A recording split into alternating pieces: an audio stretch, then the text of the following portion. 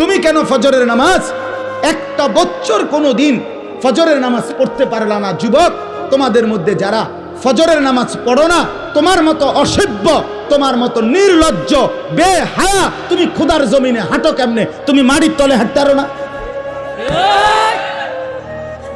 তোমার মতো অসভ্য আর কোনো মানুষ হয়নি। বেহায়া কোথাকার। আল্লাহ রসুল সাল্লাল্লাহু আলাইহি সাল্লাম বলেন, তাহাজ্জুদ নামাজ হাদিসে আছে, নবীজির জামানায় একবার সাহাবীরা বললেন একজন মুসলমানের ব্যাপারে, ইয়া রাসূলুল্লাহ, এই লোক সারা রাত ঘুমায় থাকে ফজর পর্যন্ত, কোনোদিন তাহাজ্জুদ পড়ে না। তাহাজ্জুদ মানে ফজর না, ফজরের আগের নামাজ। কথা বোঝেন নাই আপনারা? নবীজির সাথে সাথে মিশকাতে আমরা নিজে পড়ছি, আল্লাহ রসুল বললেন, যালিকা রাজুলুন বালা শাইতানু ফি উদুনাইহি। নবী বলেন, তাহাজ্জুদ পড়ে না কখনোই, তাহলে তো এটা এমন একটা লোক যার দুই কানে শয়তান পেশাব করে দিছে। আছে কিনা হুজুর এই হাদিস? শয়তান মুট্টা দিছে তার কানে। তাহলে যেই যুবক, যেই মুসলমান ছেলে মেয়ে নারী পুরুষ একটা বছর 6টা মাস কোনোদিন ফজরের নামাজ পড়ে না, নবীজির সামনে যদি এই ডাকাতের কথা বলতো তো কি বলতো? নবীর সামনে যদি বলে, ইয়া রাসূলুল্লাহ, আপনার উম্মতের এই ডাকাতে 1 বছর কোনোদিন ফজরের নামাজ পড়ে না, তার ব্যাপারে আপনার মন্তব্য কি? তো রাসূল বলতেন, নবী শুনলে বলতেন, শয়তান তার পুরা শরীরে পায়খানা করে দিছে। হ্যাঁ, লজ্জা থাকলে হাসো না। মানুষের বাচ্চা যদি হও, হাসো না। যদি মুসলমান মার ঘরে জন্ম নিয়ে থাকো, তো কেন সেজদা দিবা না? এই বেটা, কেন সেজদা দিবা না বেটা? নবীজি সাল্লাল্লাহু আলাইহি সাল্লামের স্পষ্ট হাদিস, ফজরের নামাজ যে পড়ে না, নবী বলেন, ওয়া ইল্লা আসবাহা খাবিসান নফস কাসলানান। নবী যে বলেন যে ফজরের নামাজ পড়ে না, শুনতেছেন সবাই? ওই শুনতেছেন আপনারা?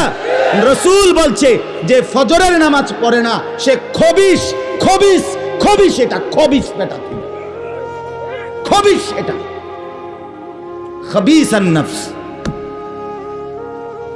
কাসলানান, এটা অলস, অকর্মণ্য, অপদার্থ। এটা কোনো পদার্থ প্লাস্টিক, এটা আকামলা। এজন্য দয়া করে জিন্দেগির কদর করে বলেন ইনশাআল্লাহ। আল্লাহ আমাদেরকে তৌফিক দান করেন। হিম্মত চাই, হিম্মত। বন্দেগীর জন্য হিম্মত দরকার, হিম্মত দরকার।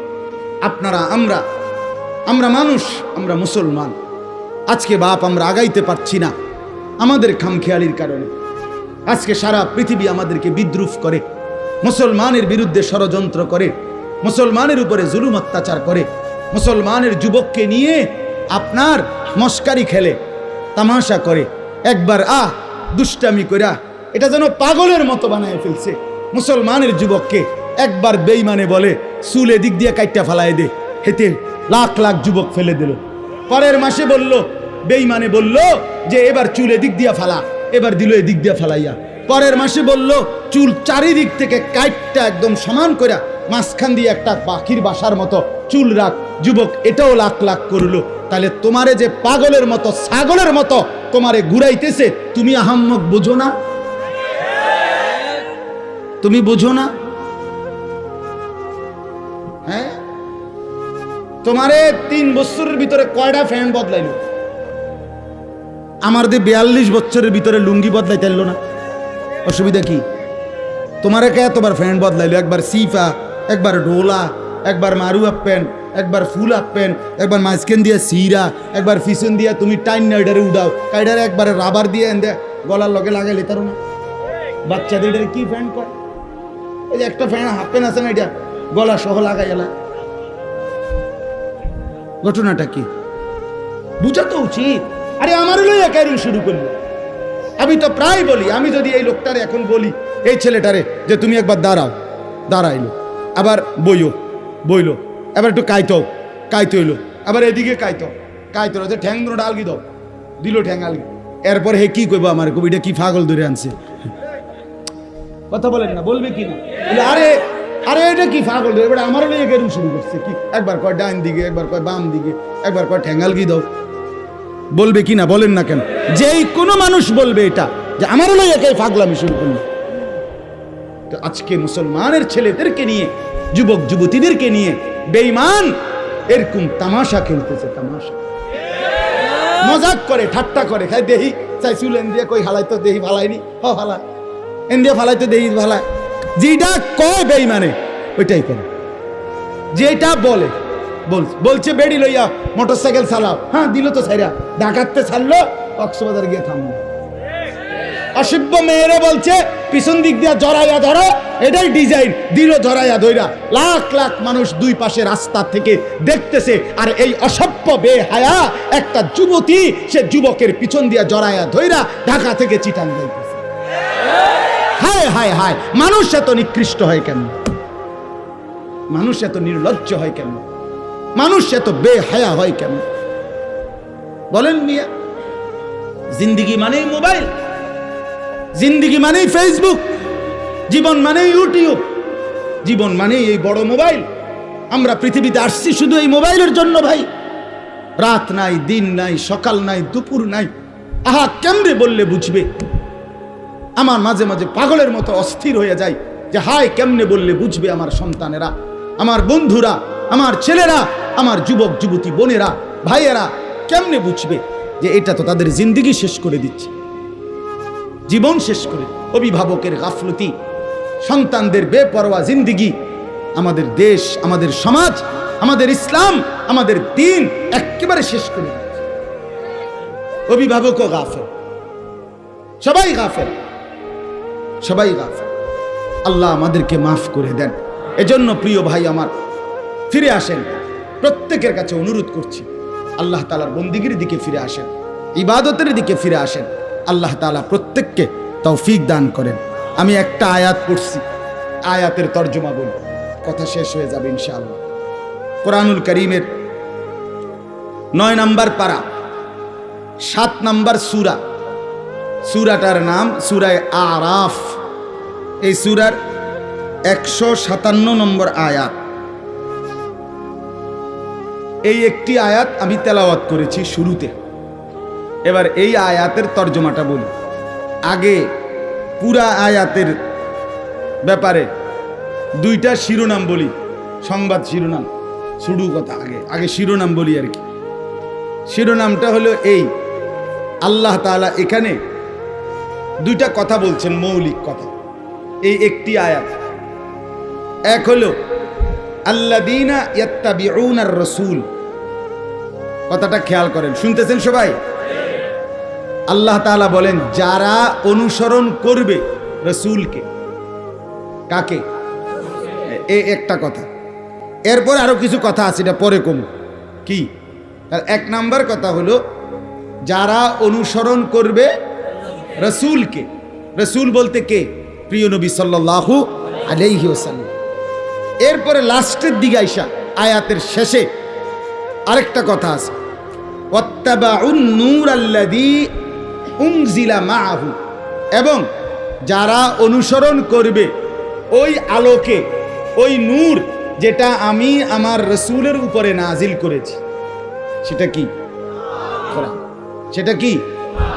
আমি আমার বন্ধুকে যেই আলো নাজিল করেছি, নূর, সেই নূরকে মানে আলোকে, সেই কোরআনকে যে অনুসরণ করবে। তাইলে অনুসরণের বস্তু দুইটা। অনুসরণের বস্তু কয়টা? একটা হলো কোরআন, আর একটা হলো কি? রাসূলুল্লাহ সাল্লাল্লাহু আলাইহি সাল্লামের জিন্দেগি, সুন্নাত। সুন্নাত একটা। তাইলে আল্লাহ তাআলা বলেন আল্লাযীনা ইয়াত্তাবিউনার রাসূল, যারা অনুসরণ করবে রাসূলকে, আর ওয়াত্তাবাউন নূরাল্লাযী উনজিলা মাআহু, এবং যারা কোরআনকে অনুসরণ করবে, আল্লাহ বলেন তাদের ফলাফল কি হবে? এই দুই অনুসরণ করার কারণে তাদের রেজাল্ট কি হবে? উলাইকা হুমুল মুফলিহুন, এরাই হবে সফল কৃতকার্য জান্নাত। খালাস। এই হলো পুরা আয়াতের সংবাদ শিরোনাম, মানে ছোট কথা। কথা বুঝছেন কিনা বলেন? তাইলে কি বুঝলেন? যে যারা রসুলকে অনুসরণ করবে এবং কোরআন অনুসরণ করবে, আল্লাহ বলেন তারা হবে কি? সফল। বলেন না কি? কৃতকার্য, জান্নাতি। তারা কি হবে বলেন? মুফলিহুন। তারা কদ আফলাহাল মুমিনুন, যে আল্লাহ বলে মুমিনরা সফল। তো আল্লাহ পরে জিজ্ঞেস করেন, আল্লাহ সফলতা বলতে মানে কি? সফল কি? তারা আগে চাইতে ভাত মাছ বেশি খাবে নাকি? বিল্ডিং টিল্ডিং পুরা ফুল টাইলস, এটা না। আল্লাহ বলেন আল্লাযীনা ইয়ারিসুনাল ফিরদাউস, সফল মানে ও চিরেই তারা জান্নাতুল ফিরদাউসের উত্তরাধিকার হবে। তাহলে সফলতা মানে জান্নাতি হওয়া। সফলতা মানে কি হওয়া বলেন না? আমরা বুঝি না, আমরা বুঝি না বাপ। আমরা বুঝি সফলতা মানে দুনিয়া অর্জন হওয়া। দুনিয়া অর্জন, যেটা তার 3 ছেলের বিদেশ পাঠাইছে, 4টা মেয়ে বিয়ে দিছে, বা 2 বিল্ডিং করছে, 4টা করে রুম, ভিতরে 2টা করে বাথরুম, টাইলসোলা। হ্যাঁ, আগে পূর্বপুরুষ মাটিতে মুক্ত হয়, বেড়া অন বেড়া জি ফুট না ফুট টাইলসে মুতে। অনেক বড় সৌভাগ্য ওনার। কপাল, কপাল, সান কপাল, টাইলসে মতে। এটা এত বড় নিয়ামত আর কি হতে পারে? বাহ বাহ বাহ, সফল। অন্য মানুষ হেবড়া রে কয় আমনে কি? আমনে তো সেরে গেছে। উনি সেরে গেছে। কি লেগে সেরে গেছে হেবড়া? ওই যে হেবড়া 3 ফুট বিদেশ, মেয়েও বিয়ে দিয়ে ফেলছে, বিল্ডিংও করে লাইছে, আর সমস্যা কি তা ওনার? বুঝেন নাই কথা? আমরা মনে করি উনি সেরে গেছে, উনি সফল, উনি কৃতকার্য। আমি যদি প্রশ্ন করি, আপনার 3 ছেলে 3 জন নামাজ পড়ে তো? আমি যদি প্রশ্ন করি, আপনার 3 ছেলে বহির্বিশ্বে ইনকাম যে করে শতভাগ হালাল? আপনার 3 ছেলের বউ পর্দা করে তো? আপনার 4টা মেয়ে বিয়ে দিছেন, শ্বশুর বাড়িতে তারা নামাজ পর্দা ঠিকমতো করে তো? নায়নাতপুর ছেলে পেলে সবাই আল্লাহর কোরআন পড়তে পারে তো? তখন আর কোনো জবাব আসবে না। তখন আর কি আসবে না? জবাব আসবে। সফলতা কিভাবে হলো? সফলতা কিভাবে হলো বলে? এজন্য বাপ আমার, এক মুসলমান পরিচয় দিলে, আমরা যদি নিজেকে পরিচয় দেই মুসলমান, আমরা যদি বলি আমি মুসলমান খোদার কসম, তাইলে আমাদের সফলতা দুনিয়া অর্জন না। দুনিয়া অর্জন হইলে সফল হয় না। দুনিয়া অর্জন হইলে যদি সফল হতো তো সমস্ত কাফের বেঈমান তারা 1 নম্বরে সফল। কারণ আজকের পৃথিবীতে এখনো গোটা পৃথিবীর মুসলমান একত্র হয়ে কামাই রোজগারি করলে ইউরোপ আমেরিকার 2-4-10 জনের টাকার সমানও হবে না। আমরা যখন 10 তলা বিল্ডিং দেখে মনে করি বেটা বিরাট বড় লোক, ইউরোপ আমেরিকা এগুলা গণা তো ধরে না, গণা তো ধরে। আমি আপনার ওই আমার যেই প্রাইভেট কার, এটা জাপানি মডেলের গাড়ি, মানে সবচেয়ে কম দামি গাড়ি জাপানি মডেলের মধ্যে, প্রোবক্স। এটা হলো সব জাপানি মডেলের প্রাইভেট কারের মধ্যে সবচেয়ে কম দাম, যেটা 8,60,000 টাকা দিয়ে আমি কিনছি। তো আমি পরে খবর নিলাম, এটা হইলো ওই দেশে তারা তাদের বাজার খরচা টরচা মাল টাল, হ্যাঁ, এবং ছাগল টাগল লইয়া এটার ভিত্তি করে মাল নেয়। এইটা হইলো আমি চলি বেল আসেনি কোনো কথা বলেন না কেন? মানে যেডি দিয়ে হারা কি করে আপনার এই ফাঙ্গাস তেলাপিয়া দৈন্যতা কাঁচামরিচ নেয় ভাই। তাইলে দুনিয়া নিয়ে অহংকার করার কোনো লাভ নাই, কোনো লাভ নেই। আরো কামাই করলেও দুশ্মনের বেঈমানের দুনিয়ার মাল আর সম্পদের মতো মুসলমান ধারে যাইতে পারবে না। কেন পারবে না? প্রশ্ন হলো রব্বুল আলামিনের ওয়াদা, দুনিয়া আমি আমার ইমানদার বান্দাদেরকে পূর্ণ দেব না। কথা বলেন না কেন? আল্লাহ নিজে বলছে আমি দেব না বেটা, আমি আমার ইমানদার বান্দাকে জান্নাতে আখিরাতে পূর্ণ নিয়ামত দেব। সেদিন তারা ফালা তা'লামু নাফসুম মা উখফিয়া লাহুম মিন কুররাতি আ'য়ুন, দেখবে জান্নাতের নিয়ামত, এক এক নজরে চোখ ঠান্ডা হয়ে যায়, চোখ ঠান্ডা হয়ে যায়। এজন্য বললাম সফলতা আখিরাত, সফলতা জান্নাত, সফলতা ডান হাতে আমলনামা পাওয়া, সফলতা কবরে 3টা প্রশ্নের জবাব ঠিক মতো দিতে পারা, সফলতা হাসরের ময়দানে মিজানের পাল্লায় নেকি ভারী হওয়া, সফলতা ফুলসেরাত বিজলির মতো পার হওয়া, সফলতা অনন্তকালের জান্নাত লাভ করা, সফলতা আল্লাহ তাআলার দিদার নসিব হওয়া, সফলতা রব্বুল আলামিনের সন্তুষ্টি লাভ করা। ওয়ারিদওয়ানুম মিনাল্লাহি আকবার। আল্লাহ বলেন আমার সন্তুষ্টি সেটাই হচ্ছে সবচেয়ে বড়।